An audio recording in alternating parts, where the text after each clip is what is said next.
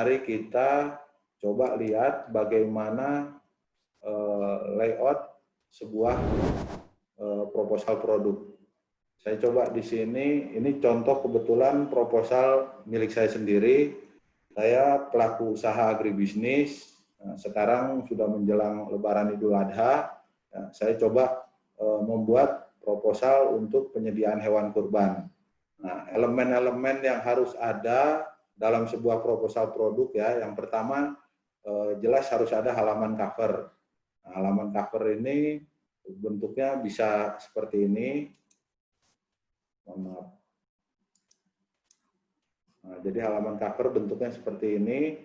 Di halaman cover tersebut, ini saya sengaja tampilannya dibikin agak clean, mari supaya kita berfokus lebih kepada kata-katanya aja, karena sebetulnya proposal itu adalah dokumen atau alat pemasaran yang kekuatannya dominan di kata-kata atau copywriting. Jadi di halaman cover itu yang pertama yang harus ada adalah judul proposal. Judulnya sudah harus langsung spesifik menyebutkan produk apa yang akan dijual di sini. Kalau saya di sini misalnya judulnya adalah penyediaan hewan kurban. Nah, kemudian hal lain yang harus ada juga adalah kejelasan tentang siapa penerbit proposal ini.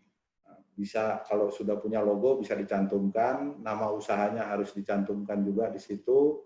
Kalau punya tagline boleh juga dicantumkan di situ. Intinya adalah dari halaman pertama orang sudah harus tahu ini siapa, nawarin apa, gitu.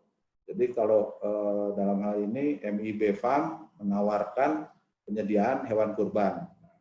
Ini elemen untuk halaman covernya, syarat-syaratnya berarti sudah terpenuhi. Nah, kita lanjut ke halaman selanjutnya, penjelasan pendahuluan. Nah, di bagian penjelasan pendahuluan ini, kita memberikan satu argumentasi, begitu ya, karena kan di belakang nanti kita akan menawarkan sebuah produk. Nah, argumentasi di awal ini intinya adalah menjelaskan kenapa kira-kira produk kita yang akan kita jual di halaman selanjutnya dari proposal ini menjadi penting untuk calon konsumen. Nah, saya di sini contohnya saya memberikan argumentasi bahwa Lebaran Idul Adha akan segera datang, kemudian juga ada kewajiban umat Muslim untuk berkurban, dan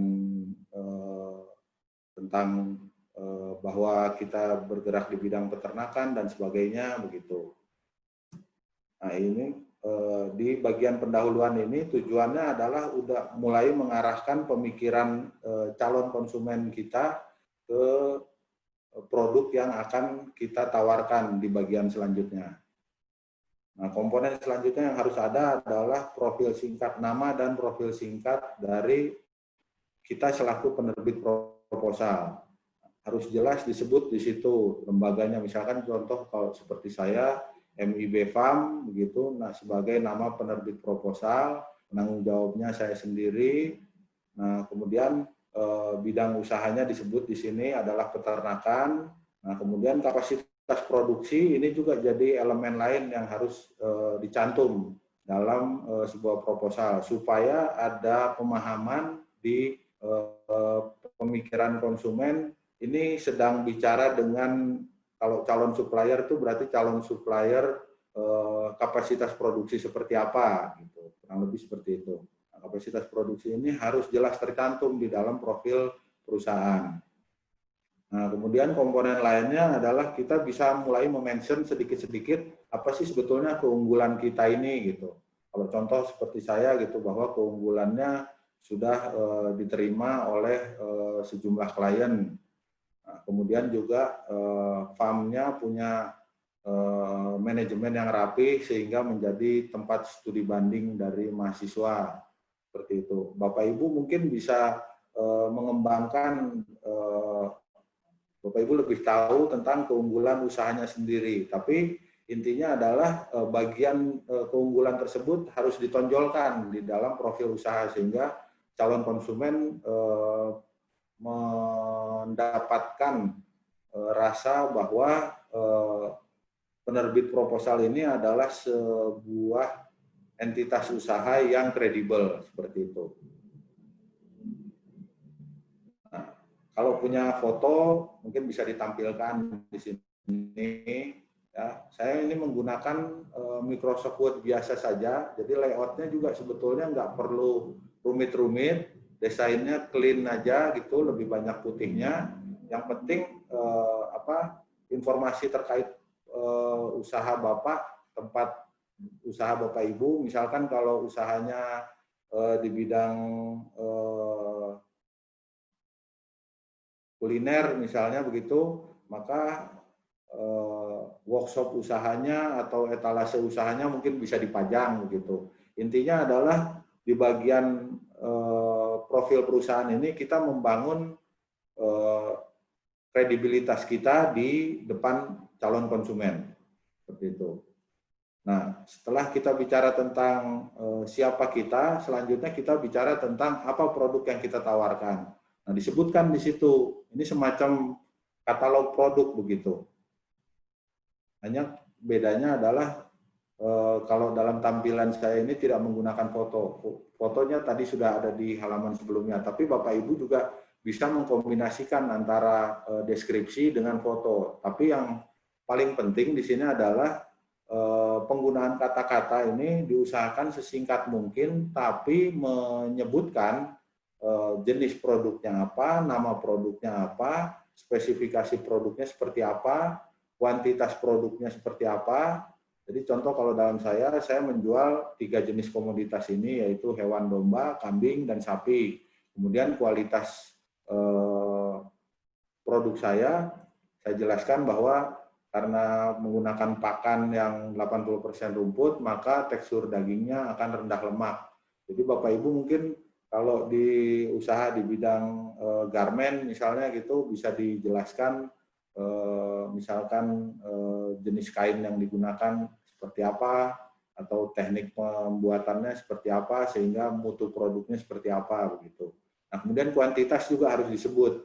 Jadi kuantitasnya di sini kalau saya misalkan dombanya sekian ekor, kambingnya sekian ekor, nah kemudian sapinya sekian ekor gitu disebut di dalam bagian tentang produk. Nah, selanjutnya keunggulan produk. Nah, ini Bapak Ibu pasti tahu keunggulan produknya masing-masing. Kita di sini adalah mengangkat produk kita, kuncinya cuma satu, nggak boleh bohong. Jadi apa yang menjadi kelebihan kita disebutkan, nggak usah malu-malu. Bahkan mungkin kalau perlu kita tanyakan ke konsumen-konsumen loyal kita, kenapa sih Anda selama ini sudah bersedia jadi pelanggan saya? Nah, konsumen bisa menjadi cerminan, apa sih sebetulnya kenapa konsumen tertariknya dengan kita, kenapa konsumen itu memilih kita. Nah, itu dari situ kita bisa merumuskan keunggulan-keunggulan kita itu seperti apa. Nah, keunggulan-keunggulan itu harus disebutkan.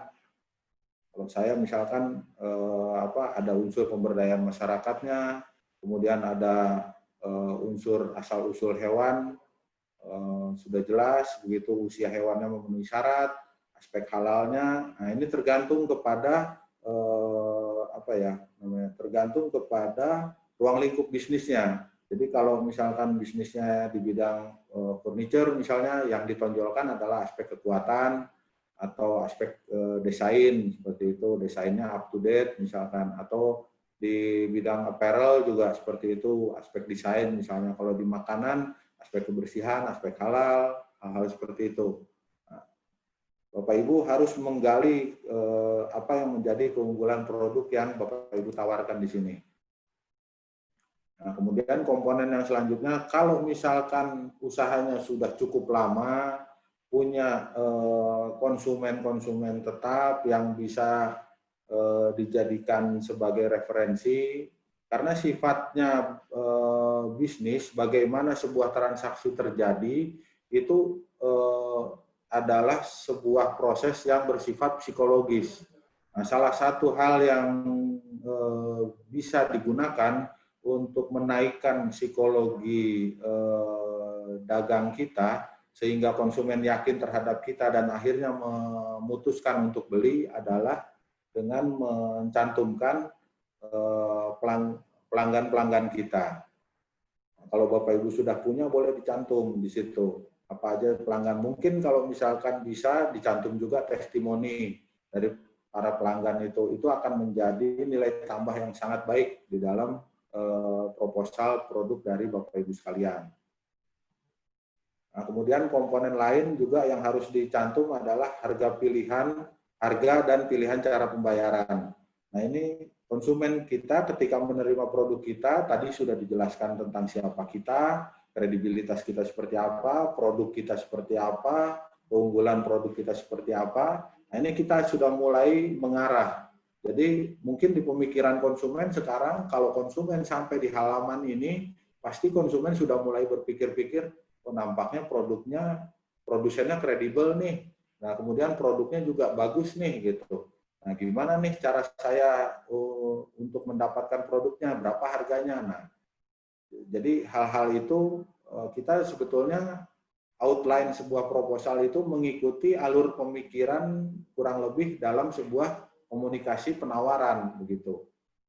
Nah, jadi di tahap ini konsumen sudah mulai berpikir-pikir, kalau mengambil produknya si Bapak ini, berapa ya harganya, gimana cara pembayarannya gitu, apakah pakai DP, ataukah bisa cicilan atau tidak, seperti apa gitu. Nah, kemudian supaya tidak menjadikan rumit, nah, biasakan kalau saya biasanya membuat harga itu hanya garis besarnya saja, kemudian harga yang secara detail saya sebutkan bahwa terlampir di bagian belakang proposal. Seperti itu. Hal selanjutnya adalah cara pengiriman produk. Jangan lupa, ini juga sering menjadi pertanyaan dari calon konsumen. Kalau saya beli, barangnya sudah oke, harganya sudah cocok. Nanti gimana ya cara pengirimannya? Nah, ini juga harus dijelaskan di sini. Cara pengirimannya, apakah mau lewat ojek online, atau misalnya diantar langsung sendiri oleh produsen. Seperti itu, pilihan-pilihan itu harus sudah disebutkan di sini. Nah, hal selanjutnya yang juga penting, nah ini masa berlaku proposal. Jadi proposal kita itu mengandung informasi-informasi yang sifatnya punya batasan waktu. Kapasitas produksi kita, kemudian kuota produk kita, kemudian harga.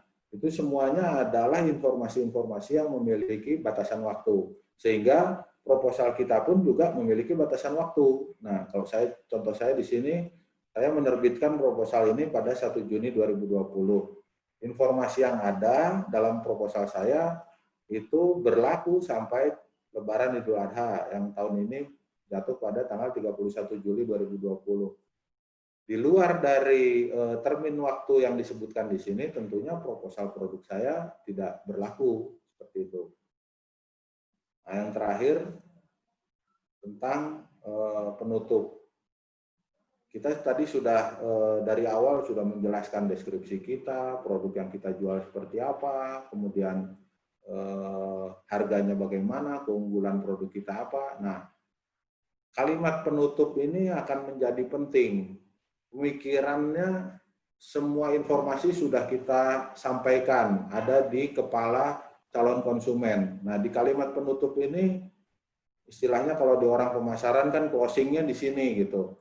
Nah, ini kita harus bisa membuat calon konsumen kita itu memutuskan untuk membeli, tapi juga jangan memaksa. Jadi kalimatnya diharapkan persuasif. Nah, pilihan kata yang saya gunakan di sini, semoga kita dapat menjalin hubungan kerjasama yang lebih baik di saat ini dan masa depan. Seperti itu. Nah, kalau sudah, tinggal bagian terakhirnya, siapa kita sebagai penanggung jawab proposal dicantumkan. Seperti itu. Nah, lampirannya seperti ini. Lampiran harganya yang seperti tadi gitu. Jadi lampiran harganya kurang lebih akhirnya menyimpulkan hal-hal yang ada di dalam proposal, tapi penekanannya adalah kepada bagian harga. Kurang lebih seperti itu kalau sebuah proposal produk.